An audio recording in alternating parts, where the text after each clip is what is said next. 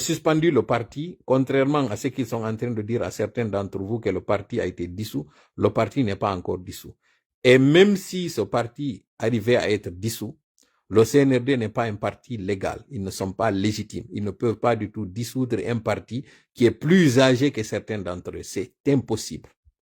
Ils n'ont pas cette prétention, ils n'ont pas cette qualité, ils n'ont pas cette compétence. Ils ne le peuvent pas. Ils peuvent tenter, ils peuvent le dire, ils peuvent l'annoncer, ils peuvent même l'acter s'ils veulent. Mais le président Alpha Condé dit à ses militants de tenir bon, de suivre. Sadi ko toli do live ngano salimo mi hucci ton cikkude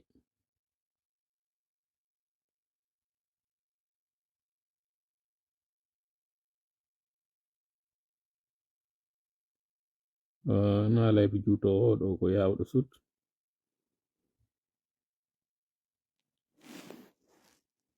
précision woytu ngardo wat goldo en juutinta Allah jabi en attendant edintina inde yewtere be musibbe meden do makete be lamarana yemberen Diallo sinan fay ko non be yettete ko Diallo be yettete be wadan en do live won do intéressant e lantota ko mako no en fuddoto tum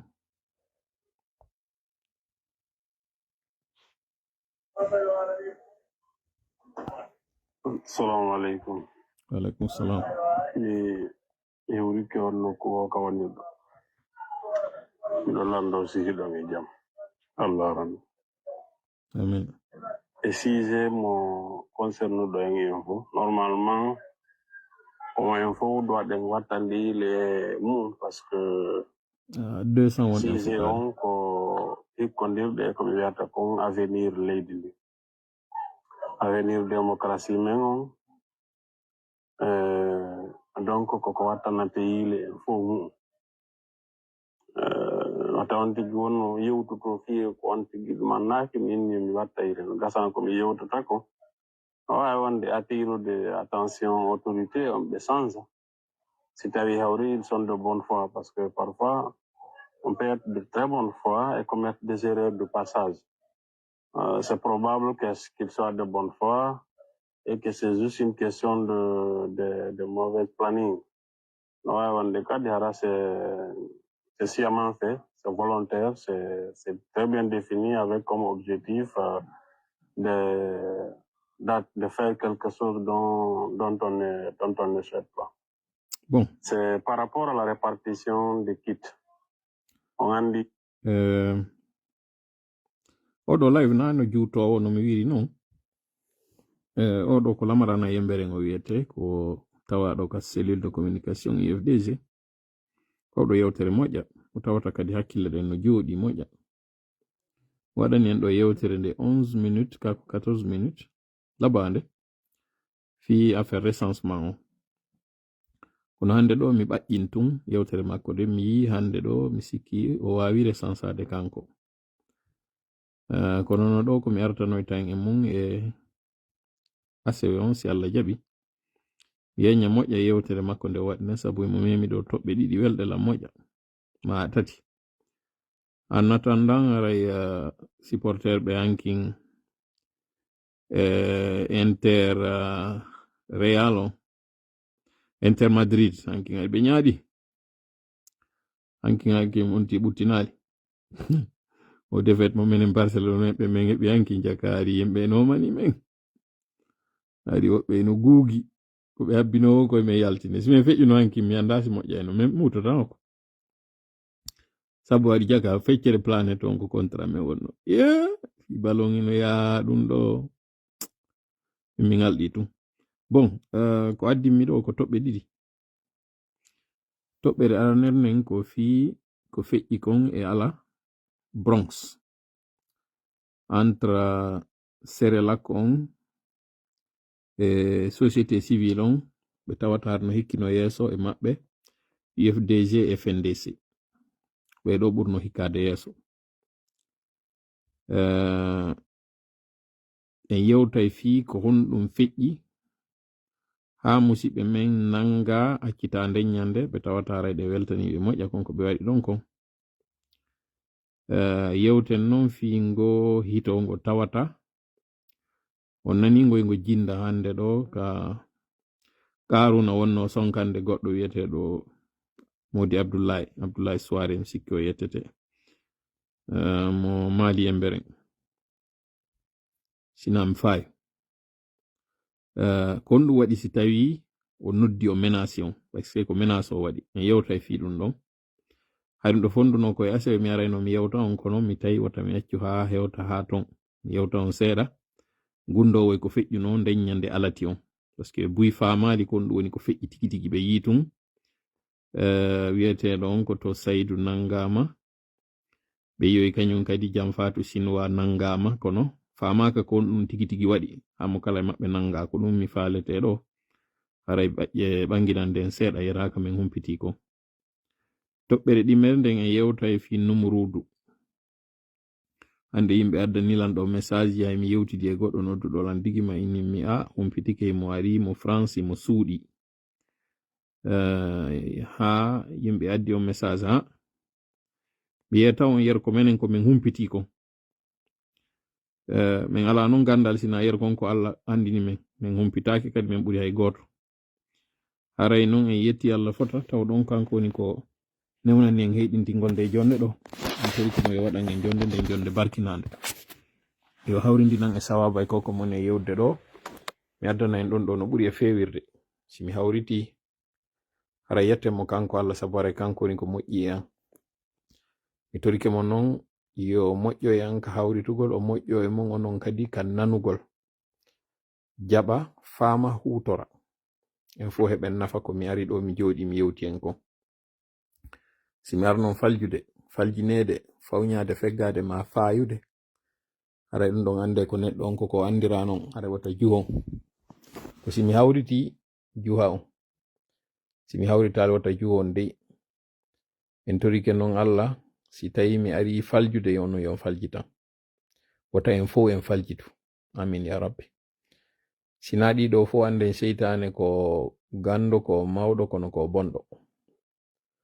ɓay non haray ko bonɗo mo wawi arde faljinan mi ka yewtere ma faljinan onon ka faamo en toriki Allah non yo dandu ɗiɗo fo kanko dandowo on yo dandu kanko hisinowo yo hisin kanko hawrin waɗowo ha hawriten e sawaba on yo hawrintin e sawaba danda en bone seytane woɗɗinamo e meɗen woɗɗinamo kadi e juriyaji meɗen no woɗɗindiri hakkunde funnange e hirnange amin ya rabbi haray no mi wiri non e alati on humpitino serela ko ngari no falano arde waɗa mottodiral yeltite non e on vidéo mo matno nde nyande mi innuno e weltaniki Ama Tidiane e golle ɗe ɓe waɗi ɗen ɗon Tidiane la puissance e kala ɓen wondunoɓe makko fédéral on Ceerno Amadou modi yimɓe notinoɓe ɓen ɗon fof kañum ko to Saydou Alassane Wassar ɓe foppara en weltanike ɓe yerɓe mi anditi ɓen ɗo taho har noon no hewano moƴƴa surtout bandiraɓe rewɓe kadi ara en weltanike ɓe moƴƴa non ɓe noti muradu moƴƴuru ɓe ari kadi ɓe darti vrai ara en weltanike ɓe e yiwno nden nyande kañum wiyete ɓen ko to Saydou no nange ɓe nangi ɓe naɓi ɗum waɗali jama on acciti ko wonno kon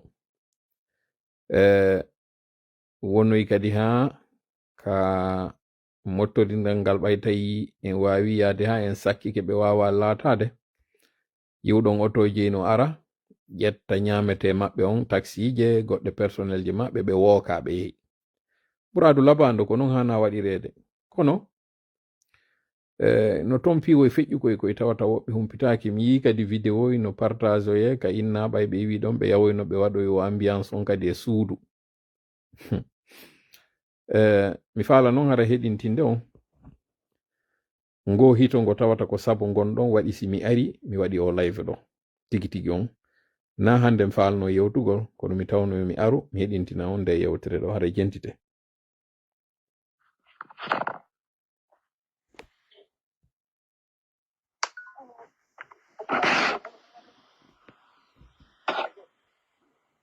kono yimɓe noddirtere ni on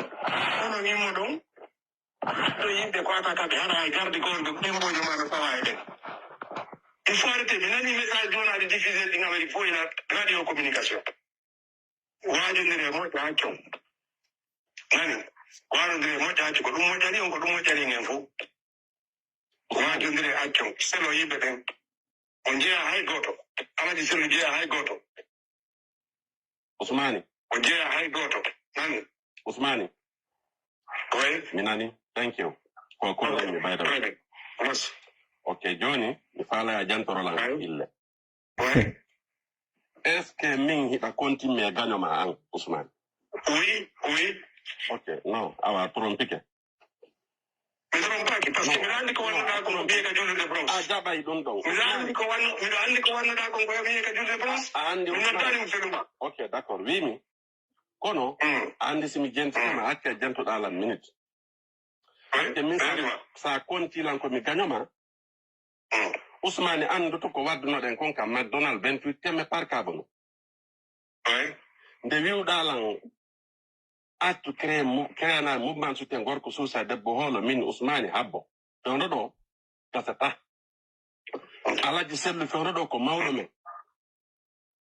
tayen hawju sen hawji en koyto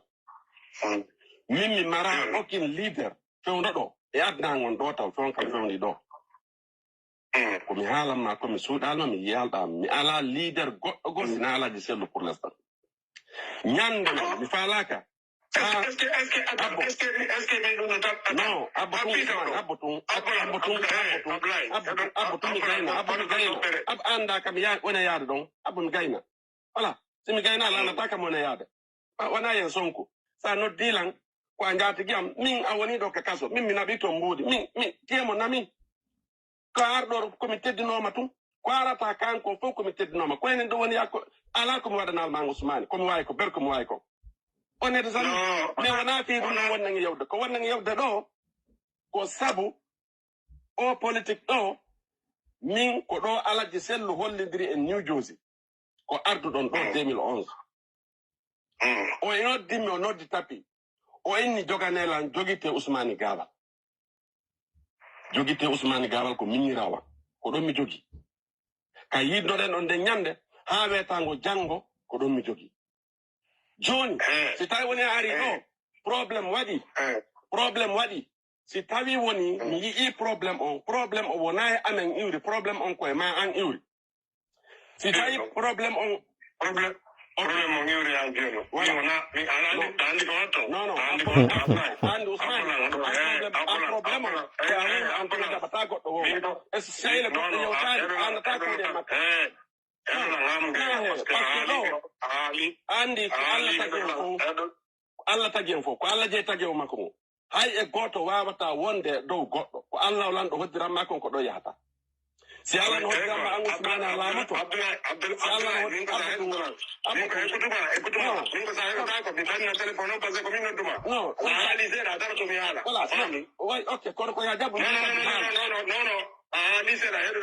no ko sa jabal mi hala okay no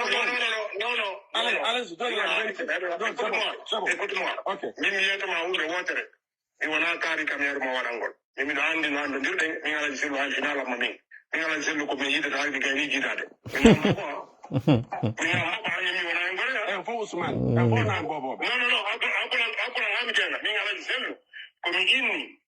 sida hala ina ko leader ko an ala leader ko kana do sina problem mi sa me dérange pas on gonna ta ajo mi na no fuseli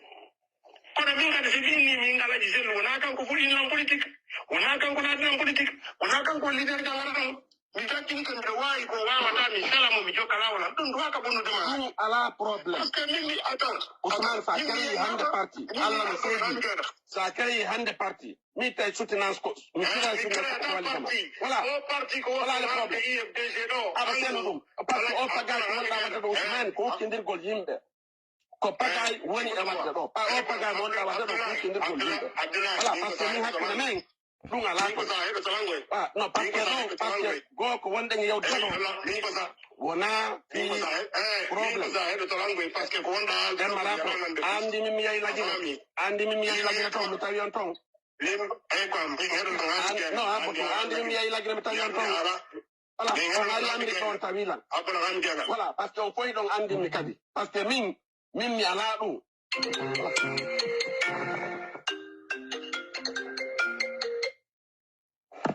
halo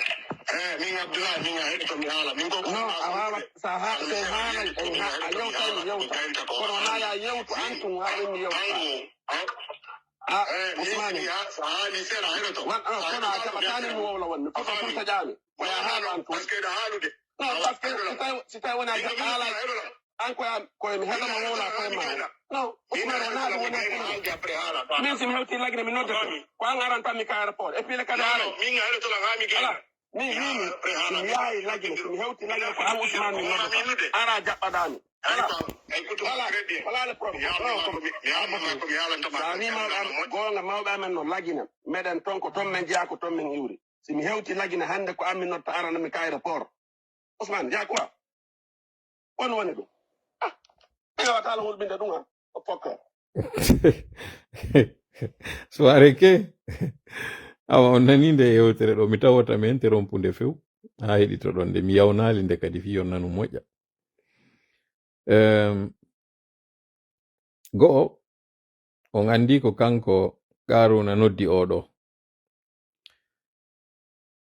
mi torike on jama toroɗen Allah yo Allah okkoren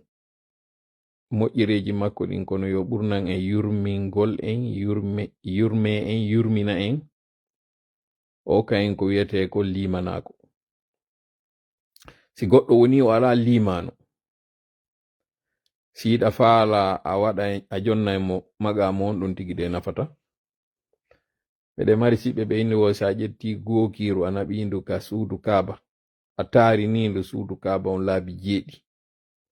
a naɓindu a joƴƴinindu ka joƴƴinoyɗandu o e nder suudu kaaba on ton ka nder juulirde a jombindu yimɓe waɗi jaarore e mayru ɗon lewru hara ɓe jarande ndu siɗa faala a lotira ndu ndiyan zamzam hara ko ɗum ndu yarata ñande o ndu addane tamaro ndu ñaama sa ƴetti ndu a hooti ka ƴettoynoɗa ndu ɗon ka burori accitay tun kaka seere ndu sutoto quelqu'un qui a été ministre de la République, qui a été dans un grand parti, ko Karuna tummi yi noddito yimɓe landitoɓe fenande kanko tummi yiri ɗum min ɗum ɗo si o ngalɗali ɗum min miɗo ngalɗi ɗum e goɗɗo e hoore ko andi kon fop o nangama o enregistrama o nodda goɗɗo o menasamo en fait ko on ɗum mi waɗiri o wuti o ko piiji tati wattan mi yila e yewtere nde si mi adda non kon ɗum waɗi ha o moni o noddi o go'o ko tawi kon ko kanko noddi oɗo wiyeteɗo Abdoulaye mi sikki mo tawaka sécurité Alaji Sellu ko kanko e frère Saydou e Alassane e mi yeggiti hombo ko ɓe terlen tato ha nayo mi andamo moƴƴa kanko o wiyeteɗo Abdoulaye miɗo andi noon yimɓe no wacci mo moƴƴa tawgol wiugol ko fidèle e Alaji Sellu si Alaji Sellu ari o accitay kala ka o jokki wutira ɓawo maɓɓe ɓe doga ha ñande ɓe wi ɗon Zagalo si noddi o ko fi menasugol mo ɗum ɗo woni go'o taw o nani ko wi kon o inni wo yimɓe ɓen fotti wo fi waɗugo réunion hakkunde maɓɓe wo ɓe yimmi ɓe yi menasugol ɓe wo e ɗimmojo makko agent de sécurité ɗum ko frère Saydo woni o defimo on taw ɗon o nangano o naɓa o accitoya kadi ɗimmon ɗon ka audio on nani ko o wi kon wo ɓayoɗo wi kañum ko Alaji Sellu hollidir mo wiyeteɗo tapi on so yehi noon ka vidéo Amadou Tidiane la puissance mo waɗi on film mo waɗi on ko honɗum feƴƴi nden ñande kono ɓe ari ɓe jiiɓi murandu Serelak ndu o nanayi Amadou Tidiane no wiya ɗon no o grand joanɗa dese vilan o grand joanɗo o yaltanino kam mi sikkano o wola fi goɗɗo wiyeteɗo tapi mi anda on wiyeteɗo tapi kono yimɓe buyi wowli fi makko inni hay mo tawano e ɓen ɓe sikkanoɓe ko satti ɓili woɓe accitata Alaji Sellu justement noon ka audio ɗo oɗo wiyeteɗo Abdoulaye Soare inni Alaji Sellu hollidirimo kanko e tapi holli ɓe kañum Karuna kono on nani caca o jaɓi yewtere nden o inni wonde mana Alaji Sellu addi mo e politique o ka o yiidi Alaji Sellu wari o gayni jiidade Alaji Sellu mi sikki ko en 2008 2007 2008 ari ka UFDG 2007 2008 hande ɗo ko 2005 wonɗen ko duuɓi 17 mi toriki on yaha e tefon ɓiɓɓe makko ɓen ko njelo o jogi kanko Usu Jiga Qaruna ɓurɗo fanɗude on e maɓɓe duuɓi lande ko duuɓi jelo on jogi andi kanko koko wiyete fenande yalta e tun wur o hajaka mo mari pay koye janɗu koye ɗum ɗon c'est vrai so wiwno kaɓe yiidi ari o fuɗɗike jiidagol arayno ɗum ɗon sappo arayno o woli gonga kono ɓay ɗon andi na wufuɗo gonga so monike hakkille ɗen fermay o wowlay ko wowli o ɗum ɗon ça c'est une grosse contre-vérité a moins que ara on ɓiɗɗo makko ɗon mo tawata aray o jibinanama hara a moins que on ɗon ara o tawnali ɓe makko ɓen si on non nani o audio ɗo l'enfant va se sentir très mal parce que so inni ka o yiidi Alaji Sellu hari o gayni jiidade kumpay kum makko ɗum kum il va se sentir très mal ɗum ɗon ko ɗiɗi tammel mum ka yewtere makko kaka wi ɗon ɓayo a innimo koko wonɗa e wadde ɗo a yaltoyta e mum hay sina non o wowliri o inni min mi ala leader jogo sina Alaji Sellu joni noon mi fewjanima ɗaɓɓu parti go inni wo ɗaɓɓata parti go ko on ɗon o woni jokkude ko ɗo o fondi o jokka e haɗano mi yetta on noon kon ɗum waɗi so moni ha o noddi o yimɓe tigi yawnoɓe nden ñande ka événement buy famali konno ɓen policier ɓe ariri mi arano en non ñande go konno ɓen policier ɓe ari ɗo mi furnitata taw mi hawja kon ɗum addi ɓen policier ɓe ɗon faame tun kañum Jamfaatu Chinois si ɓe naɓimo nden ñande buymi nanino inna wo ko hondu o tawnani policier ɓen townangol goɗɗo hondu ɗum ina ko naɓata goɗɗo kaso non an ɗum naɓata ko goɗɗo kaso fiiɗa tawnani goɗɗo hondu seede noon komi woni on e wolande kon kanko Qaruna ñande o arno ka juulirde o wowlay koye ka nder audio ɗo o inni womo andi ko on Ablaye waɗimo kon ñande o arno ka juulirde Bronx andi han joni o yaggali nden ñande si ɗon anditi photo makko no wodi ka o townuno hondu policier ɓe yarno ɗum fiyon ɗum nden ñande ɓe nanganomo ɓe naɓi pourquoi en fait voilà ce qui s'est passé nokkure nden ɓay ɓe yeehi luugol nde ko ɓe inni wo ko événement culturel ɓe woni e waɗude ko ɗum ɓe yeeti ɓen ka saal par ce que ay ɓe jindi ha ɓe ɗon ko heɓude saal ɓay ɓe jindi ha ɓe ɗon keɓude saal on goɗɗo e maɓɓe mo wolta ɗo inde mum yeeti ɓe fii nden nokkure ɗon ɓe mi ɓe ari ɓay ɓe ari ɓe landiɓe 3 questions inni événement mo ɓe woni e wadde on ɓe nodda e artiste jo ɓe inni no artiste jo ala deuxième question on ɓe inni événement on ko caractère politique ɓe inni no na caractère politique ɓe inni événement on ko caractère religieux ɓe inni na ɓe inni kon ɗum ɓe woni e waɗude ɓe inni ko fête de jouissance ɓe woni e wadde ɓe fotta e woni hakkundeji maɓɓe kamɓe ko paadi ɓe woni e waɗude paadi mo tawata koyo ɓe aru ɓe ɓornowo teniji maɓɓe ɗin ɓe waɗa genre folklore ɓe jonnirɓe saal on hewre ɗum ɗon hari noon no halda si tawi ɓe ari tawi ɓe ɗuuɗay nombre no woodi sariyaji no woodi leyɗe porto so a ƴetti saal a hewti un certain nombre de personnes dispositif ji no woodi ɗi hanuɗa respectude no tawa e majji si yiite huɓɓi kon ɗum woni procédure d' évacuation on fi wata yimɓe ɓen ɓe guwindir no tawa e mum si tawi a yeeyay beere nder ton aɗa beere servete ce qui n'est pas le cas ɓe landinoɓe si ɗum servete ɓe inni servetaki ɗum fof tawano e yewtere maɓɓe ne ɓe inni tawaka si a servay ɗum si tawi ko jemma ɓe yetotoma ko ha e leero hombo fijete ɓe landotoma kadi si ɗa tañƴini débordement waɗay est ce que ɗa mari yimɓe aroɓe canalisa fi accès on e sorti on siko ka yoɓete fino yon famo moƴƴa ko mon e wolde ko ñande Alaji Sellu arano jaɓɓa New York si ɗon anditi policiɓe arno yimɓe go wawano nadde ka salle pourquoi parce que salji ɗin no mari limite si tawi a feƴƴay limite capacité on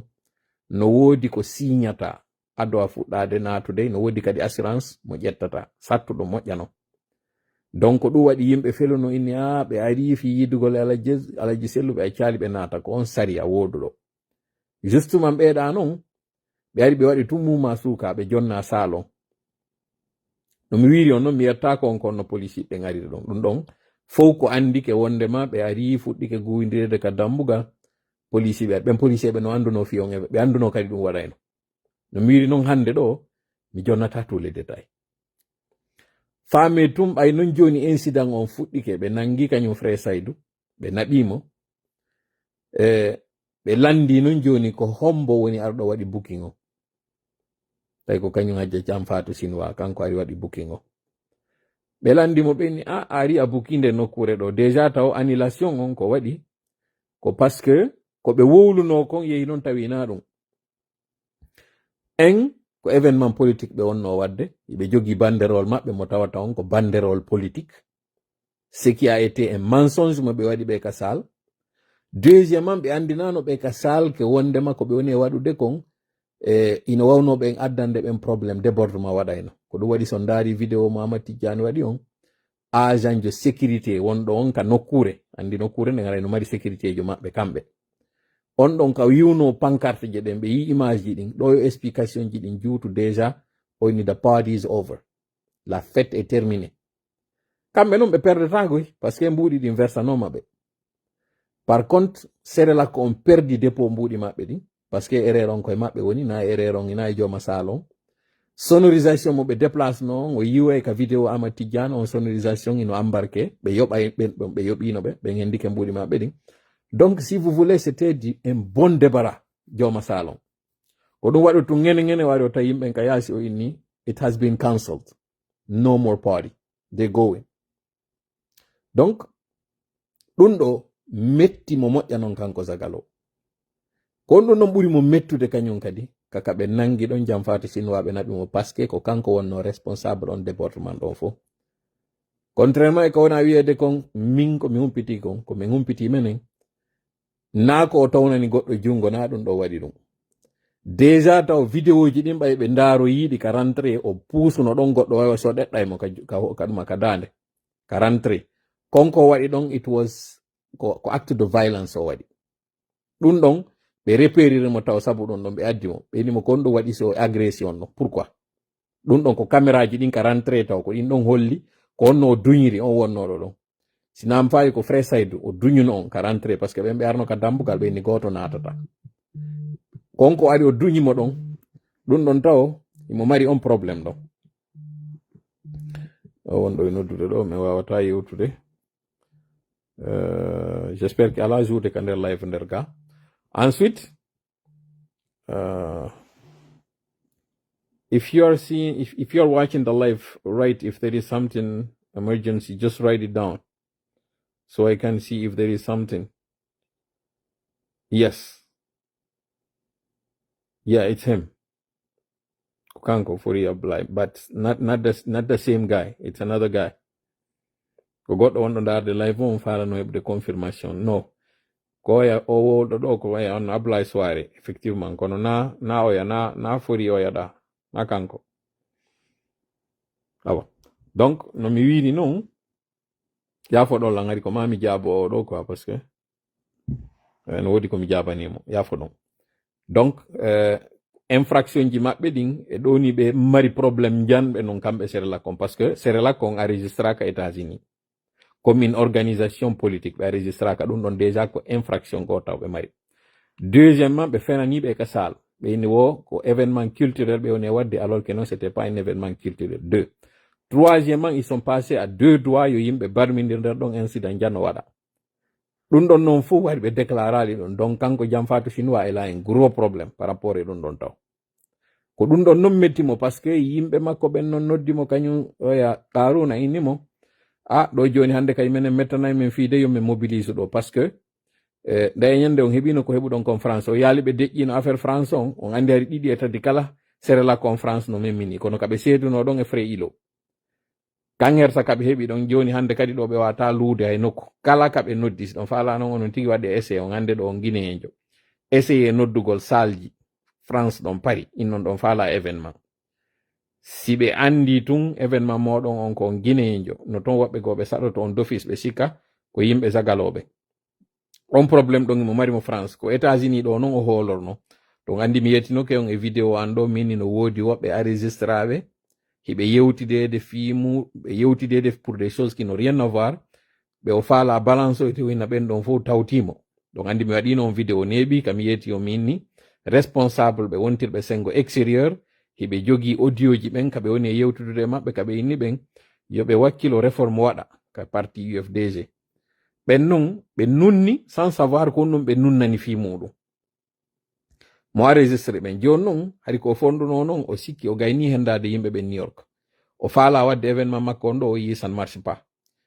ɓe nodduɓe mo ɗo pompi mo ko ɓen innuɓe mo on aura du mal désormais à mobiliser mi yetnoke on non ɗon andi neeɓi wondema au mois de mai ɗo ko mois wonanɗoɓe très fatidique hiɓe eɓɓuno ka programme maɓɓe koye taw mois de mai ɓe gayni ɗanninde fi parti ji ɗin si ɓe ɗanninalɗi ɓe gayni récupérégol ɗin ɗi récupérete ɗin by the way ko heɓi kon UFDG o lewru ɗi lebbi feƴƴuɗi ɗo fokkitani kañum kadi RPG secrétaire fédéroɓe secrétaire généraux jonnama mbuuɗi wonɓe ka RPG ɓe jonni ɓe t-shirt ji photo makko kanko padre e t-shirt ji go ka photo makko kanko e numrudu ka hawtidira wiugol wondema RPG soutenimo RPG kañum wakkilike raliyagol e makko ko on condition ɗon ɓe waɗani ɓe fiyo parti on itte ka sispandako mi wola o parti ɗo e français à l'attention de tous les militants et sympathisants du RPG. Sachez que le vent qui avait soufflé au sein du parti UFDG, le vent que vous connaissez tous, ce vent de déstabilisation qui avait consisté à soudoyer des responsables, des secrétaires fédéraux, des présidents de section, pour que ces derniers fassent des courriers, des mémorandums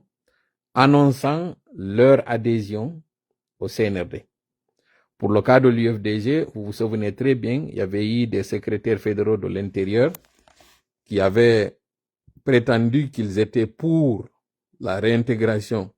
d'Ousmane Gawal, mais pour que El Hadji Sellu soit président d'honneur du parti. En d'autres termes,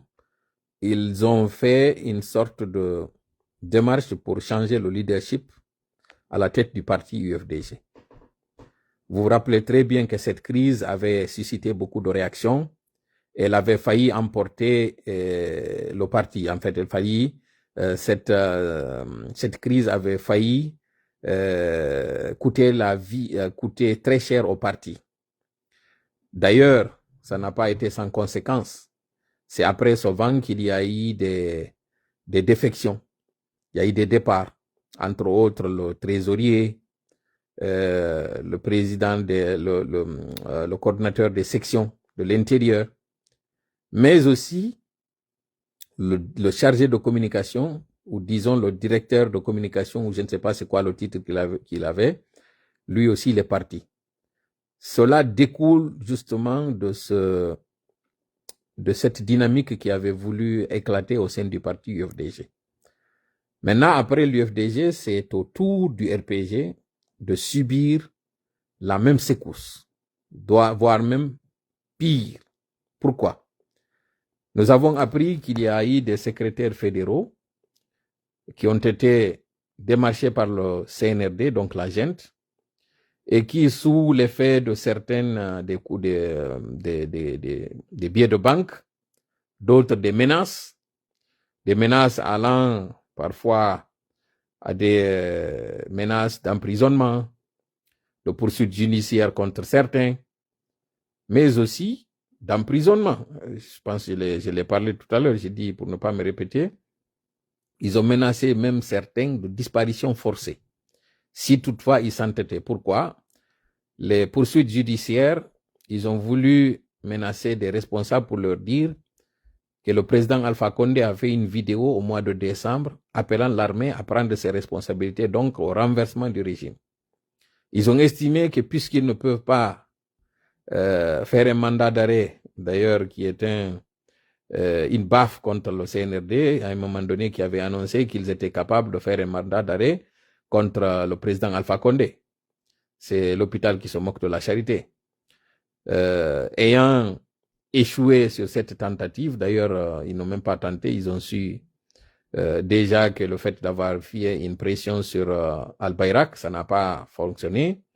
Ensuite, ils ont menacé de faire un mandat d'arrêt international contre le professeur Alpha Condé et le président, ça n'a pas marché. Là, maintenant, qu'est-ce qu'ils ont dit? Ils ont dit à certains responsables, vu que votre président n'est pas sur place, vous allez répondre à sa place. Voilà des formes de pression qu'ils ont voulu faire sur certains responsables du RPG. Et j'avoue que pour certains, ça a fonctionné. Il y en a qui ont cédé à ces menaces, à cette intimidation, et qui ont accepté de jouer le jeu. Donc, ce sont ces derniers dont vous allez voir dans les jours à venir des communications. Vous allez les voir, ils ont fait des t-shirts à l'effigie du président Alpha Condé, dans certains t-shirts pour dire que le RPG soutient et adhère à la candidature, d'abord adhère au projet du CNRD et soutient la candidature de Mamadi Doumbouya. Vous allez voir ces t-shirts dans les jours à venir. D'autres t-shirts, c'est carrément le professeur Alpha Condé et lui, le caporal-chef Mamadi Doumbouya. Ce qui est une insulte grave. Comment pouvez-vous comprendre que quelqu'un qui n'a pas été reconnaissant envers le professeur Alpha Condé, qui est allé jusqu'à le renverser pour un instinct de survie, après toute la lutte politique qu'il a faite, les 11 ans au pouvoir, au lieu d'être reconnaissant envers le professeur Alpha Condé, qu'est-ce qu'ils ont fait? C'est de l'humilier, enfin tenter de l'humilier, parce que finalement, ce jour-là, c'est sûr que son image avait pris un gros coup. Après 40 ans de lutte, un président trimballé dans un véhicule sur l'axe où des enfants étaient en train de chanter, danser, crier. Parce qu'ils l'ont vu, pensant que ce jour-là, que c'était lui le problème de la Guinée. J'avoue que ce jour, j'étais très content de penser que c'était la victoire du bien sur le mal. Mais c'était peine perdue parce que ceux qui étaient en train d'organiser ces actes criminels sur l'axe, sur tout le territoire qui intimidaient, étaient en réalité ceux qui avaient prétendu qu'ils étaient venus pour arrêter la machine. En réalité, c'est ce jour-là qu'ils ont voulu faire partir une forme de dictature sans égal. Enfin, qui n'a d'égal peut-être qu'au temps du premier régime. Et justement, parlant du premier régime, c'est le parti unique, les pratiques de ce socialisme que le CNRD veut faire revenir, ce qui ne marchera pas. Donc, pour revenir au cas du parti RPG, cette humiliation ce jour-là que le caporal-chef Mamadi Doumbouya a voulu infliger au professeur Alpha Condé, qui a résisté vaillamment, courageusement, avec dignité. Vous avez tous vu la vidéo qu'il avait faite, en train d'échanger avec ces hommes en uniforme. Et ce qu'il convient de dire, c'est que cet homme que vous avez vu ce jour-là, en train de parler avec audace aux militaires et qui a refusé, d'ailleurs jusqu'à aujourd'hui, de signer sa démission, c'est quelqu'un qui avait enjambé des corps dans le palais Sékou Touréa, mais qui n'a pas été sonné pour autant pour céder ce jour-là aux menaces. Malgré le fait que sa garde rapprochée a été ce jour-là, je ne pourrais même pas répéter le mot pour ne pas que l'algorithme et l'intelligence artificielle prennent certains de mes mots et que ça puisse causer des problèmes à mon direct. Mais je vous dis que c'était une véritable boucherie ce jour-là. Une vraie boucherie. Malgré l'âge du président Alpha Condé, malgré la surprise, parce que l'assaut s'est fait aux alentours de 2h du matin, 3h du matin. Imaginez l'effet de surprise, mais puisque c'est quelqu'un qui a vécu plusieurs soubresauts de sa vie politique, allant jusqu'à être un apatride à un moment donné, menacé par le régime de son pays, condamné d'ailleurs à mort par contumace, lâché par la France, qui lui avait demandé de quitter le territoire français. Mais cela ne l'avait pas ébranlé, il a toujours un plan B, c'est quelqu'un qui a toujours gardé son sang-froid. Donc, ce jour-là, n'eût été sa bravoure, c'est sûr que ce jour-là, il aurait cédé. Mais il n'a pas cédé. Comment vous pouvez maintenant imaginer ce qu'il avait subi ce jour-là, que lui, il soutienne un Mamadi Doumbouya? C'est impossible, c'est d'ailleurs pas pensable. Après tout ce qu'il a subi, après tout ce qu'on le fait subir aujourd'hui, allant jusqu'à voler ses projets, ses réalisations, et d'en faire une œuvre personnelle. Tout ce que vous avez vu aujourd'hui que le CNRD est en train de réaliser en termes d'infrastructure, c'était des projets initiés par le professeur Alpha Condé. C'était lui. Comment maintenant ce dernier peut aller, malgré tout ce qu'il a subi, aller jusqu'à dire qu'il va soutenir le CNRD? C'est impossible. Donc ceux-là qui sont en train de prétendre qu'il y a eu alliance ou bien qu'il y a eu soutien, il y a eu mariage, vous pouvez l'appeler ce que vous voulez, c'est faux, c'est pas vrai. Et d'ailleurs, cela ramène le débat sur ceux qui estimaient qu'il n'y a pas eu un véritable coup d'État. Il y en a qui continuent toujours de penser qu'il n'y a pas eu un coup d'État et que c'était une révolution de palais et que, comme certains le disaient, que le pouvoir est sorti de la chambre pour venir au salon. C'est ce qu'on est en train de faire croire à certains. Dans une démarche de manipulation ethnique, tribaliste, régionaliste, il y en a qui sont en train de dire, vous n'avez rien compris. Le professeur Alpha Condé a utilisé ces jeunes pour se venger de ses adversaires politiques. Et d'ailleurs, vous avez vu c'est ce qu'ils sont en train de véhiculer.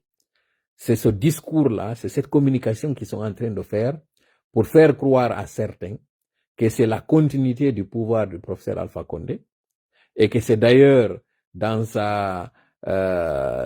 compétence politique que puisque on dit que c'est un loup politique, que c'était un de ces tours de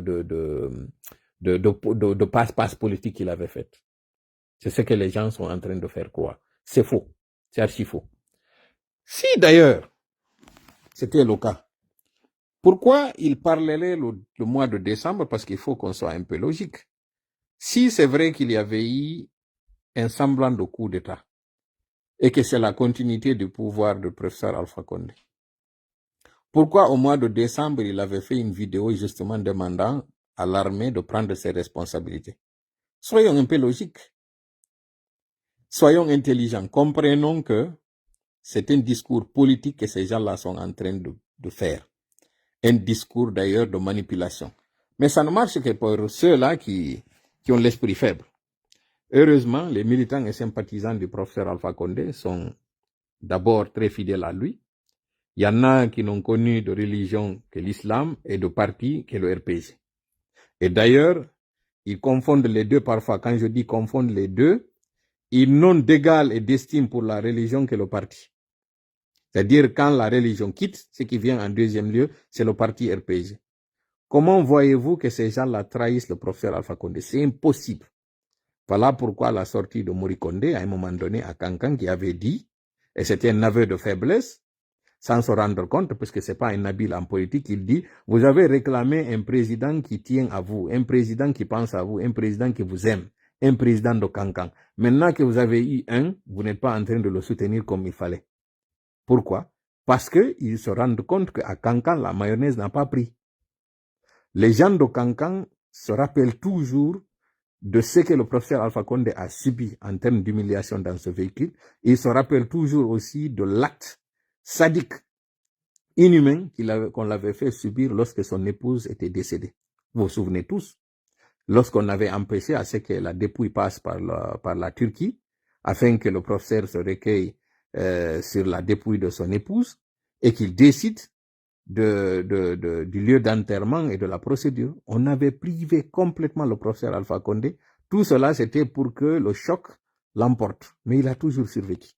Il est toujours resté là. En fait, ce que je peux vous dire, le CNRD ne s'attendait pas à ce que le professeur soit encore en vie. D'ailleurs, l'une des raisons ou l'un des arguments qui avait été véhiculé pour que le coup d'État soit acté, c'était de dire qu'il était condamné, qu'il avait une maladie incurable et que ses jours étaient comptés. Tout cela avait été utilisé pour que certains prennent leurs responsabilités et qu'on dise,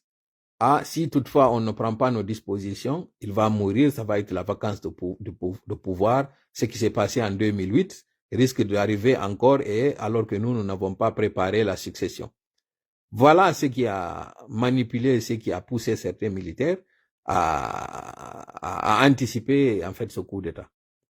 Mais aujourd'hui, on se rend compte qu'un Ibeka qui était sain et sauf est décédé, Soumaïla Cissé est décédé, et tant d'autres chefs d'État, enfin des personnalités politiques sont décédés, mais le professeur Alpha Condé, il est encore là. 90 ans. Donc, tout ça, je vous l'explique pour que vous compreniez à quel point le CNRD ne s'attendait pas à ce qui est en train de se passer. Voilà pourquoi il faut passer par l'intoxication. Je m'étais permis de faire cette communication à l'endroit des militants et sympathisants du RPG pour leur dire, tenez bon, tenez bon. La consigne que vous a donnée le professeur Alpha Condé, le président, respectez-la. Boycottez le recensement. N'allez pas vous recenser. Ils ont suspendu le parti, contrairement à ce qu'ils sont en train de dire à certains d'entre vous que le parti a été dissous. Le parti n'est pas encore dissous. Et même si ce parti arrivait à être dissous, le CNRD n'est pas un parti légal. Ils ne sont pas légitimes. Ils ne peuvent pas du tout dissoudre un parti qui est plus âgé que certains d'entre eux. C'est impossible. Ils n'ont pas cette prétention, ils n'ont pas cette qualité, ils n'ont pas cette compétence. Ils ne le peuvent pas. Ils peuvent tenter, ils peuvent le dire, ils peuvent l'annoncer, ils peuvent même l'acter s'ils veulent. Mais le président Alpha Condé dit à ses militants de tenir bon, de suivre ses consignes et de vous attendre à son retour. Il reviendra, Inch'Allah, en force. Ce n'est qu'une question de temps, il va revenir. À condition que vous soyez debout, que vous soyez déterminé, que vous soyez engagé. Comme vous l'avez été lorsqu'il était en exil, lorsqu'il est rentré et lorsqu'il s'est engagé en politique. Les 40 ans dont on parle, vous êtes resté là, fidèle à ce qu'il est en train de dire. Et vous n'avez pas été déçu parce que ceux qui lui donnaient mort politiquement ont été agréablement surpris de voir que de 18%, il a pu quand même venir au pouvoir. Même si c'est des conditions discutables, comme j'ai dit encore une fois, je ne fais que passer le message à l'endroit de ces militants et sympathisants et au peuple de Guinée, parce que désormais, ce ne sont pas que les militants et sympathisants qui le réclament. Nous tous aujourd'hui, nous avons vu les limites du CNRD. Ils n'ont pas amélioré les conditions de vie du Guinéen, ils n'ont pas réglé les problèmes qui étaient là, au contraire, ils n'ont fait que les aggraver. L'injustice n'a pas été à son plus haut sommet que maintenant. Il n'y a plus de magistrats, il n'y a plus de sécurité, il n'y a plus de justice, rien, absolument rien. Le CNRD est venu aggraver la situation du Guinée. Nous n'allons pas l'accepter. Voilà pourquoi le peuple de Guinée doit être mobilisé. Vent debout, ensemble. On ne parle pas d'opposition, on ne parle pas de mouvance, on parle du peuple de Guinée. Vous avez vu ce qui est en train de se passer au Mali. La junte malienne avait tenté de bâillonner l'opposition. À un moment donné, ils ont interdit toutes les activités de partis politiques. Les partis politiques se sont soumis à un moment donné, jusqu'à un certain temps, mais on ne pouvait plus contenir, il a fallu lever l'interdiction. L'interdiction levée, maintenant, c'est le moment des manifestations. Sauf que la junte malienne, la junte nigérienne et la junte burkinabé, toutes ont voulu dissoudre les partis politiques pour s'arroger des mandats comme si c'était des élus. Ce que le peuple malien a dit, niet, ça ne marchera pas. Et c'est ce qui va arriver en Guinée. Cette démarche, ce projet de dissolution de partis politiques en Guinée ne marchera pas. Et on nous a chargé de vous transmettre cela pour que vous soyez mobilisés. Le vent qui va souffler au Mali sera le double, sera la moitié de ce que les Guinéens veulent faire. Soyez juste mobilisés. Ce mois de mai était un mois très, très, très fatidique et attendu par la junte. Sauf qu'ils sont en retard par rapport à leur calendrier. Ils ne pouvaient pas imaginer qu'on allait venir entrer au mois de mai, alors que jusqu'à présent, des militants continuent encore à être derrière El Selou, Sidia, le FNDC et le professeur Alpha Condé. Ils ont été surpris de voir que tous les billets de banque qu'ils ont distribués, tous les efforts qu'ils ont fait pour faire oublier ces leaders politiques ou couper le lien entre ces leaders politiques et leurs militants, ils se sont rendus compte que tel n'a pas été le cas. D'ailleurs, je profite de l'occasion pour dire que cette rumeur qui circule pour nous dire que Mamadi est allé en France et qu'il est parrainé par le président Kagame, qu'ils allaient rencontrer le président Macron. L'information que nous avons dit le contraire.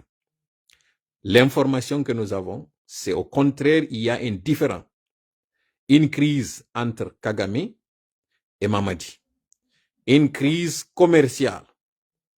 Le président Kagame, quand il était venu en Guinée, d'ailleurs de manière successive, quand l'un est parti, Mamadi est parti au Rwanda, le président Kagame est venu d'abord pour l'inauguration du pont. Il y a eu la signature de contrats, il y a eu obtention de gisements, de mines d'or en Guinée. Vous vous rappelez qu'il y a ces derniers temps, il y a des scandales de détournement de lingots d'or. L'information que nous avons, même si nous n'avons pas fini de recouper ou de la vérifier, c'est que parmi ces quantités d'or dont on parle qui sont disparues ou bien qui ont été soustraites, qui ont été soustraites, je parle de quantités, se trouveraient des quantités qui appartiendraient au président Kagame. Et que ce dernier n'a pas aimé l'arrivée de Mamadi au Rwanda sans ces lingots d'or. Donc, il y a ça entre les deux. Si toutefois le président Macron doit intervenir, ça sera peut-être pour calmer la tension entre les deux. Ne voyez pas les images que vous êtes en train de voir là. Son arrivée là-bas, son séjour, la visite de ses vaches, les fermes, ce n'est pas ça, ce sont les préparations, c'est protocolaire. Ça, c'est pour le commun des mortels. Ça, c'est pour le besoin de l'image, le besoin de la caméra, comme on dit. La réalité est qu'il y a une tension entre les deux et que, actuellement, à cause de son état de santé, il est allé au Maroc, lui Mamadi, pour deux choses. La première, c'est pour rencontrer le président capitaine Dadis Camara, pour le rencontrer, parce que depuis que ce dernier a quitté la Guinée, d'abord depuis sa grâce, vous l'avez pas vu, il s'est pas exprimé, il vient pour lui rendre visite, voir si ce dernier prendrait des images avec lui et si ce dernier ferait une déclaration pour dire il le soutient. Ça, c'est l'une des raisons. La deuxième raison, il doit aller dans un hôpital dont je ne parlerai pas le nom ici, pour aller faire ses soins. Mamadi ne le voyait pas comme ça. Il a des problèmes de santé. Et il n'a pas confiance à tous les hôpitaux. D'abord, certains avaient suggéré à ce qu'il aille en Turquie, que la Turquie a des médecins très compétents, mais à cause du fait qu'il se dit que le président de la Turquie a des liens forts, des liens d'amitié très forts avec le président Alpha Condé, il dit que ça allait être l'occasion rêvée pour en finir avec lui. Donc, il n'a pas osé aller là-bas. Donc, il lui restait deux options. L'option de la France et l'option du Maroc. Étant donné que du côté de l'Inde, il ne peut pas aller là-bas. À cause de la crise en Inde et à cause du fait que s'il partait en Inde, il ne pouvait pas venir là-bas incognito. Voilà pourquoi il a choisi finalement, il a jeté son dévolu sur le Maroc. Il viendrait au Maroc pour rencontrer le président Dadis Camara, faire des séances de photos, mais profiter pour faire un examen médical et un suivi. Il drainerait une pathologie qui est en train de prendre une certaine ampleur, et c'est à cause de ça qu'il a disparu des radars. Voilà les deux informations que nous avions à vous donner. Mi arta e pulal. Mi andina en koko nannoɗon ɗo ino innede wondema kanko numurudu o immike o ari France, menen na on information men jogi. Information momin hendi on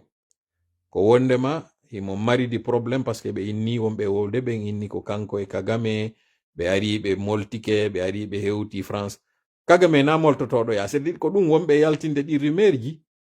Mi anda si tawi yimɓe ɓen ala analyse ude, si tawi onon on nani goɗɗum hande kadi hara ɓerɗe moɗon ɗen uddanike. Hiɗon yi Kagame e hoore ko jogi kon fof comme pouvoir, comme autorité, o yo immo ara ñento hewta France, hara France